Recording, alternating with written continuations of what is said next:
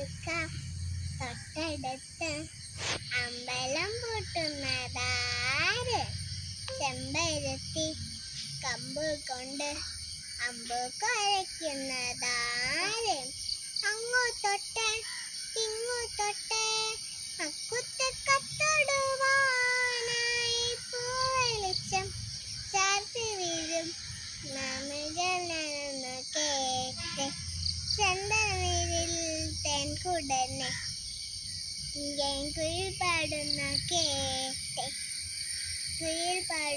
കേട്ട് എന്തൊരു ചേലാണ് നെഞ്ചിലെ നേരാണ് എന്തു കിനാവാണ് എന്തിനും നീയാണ്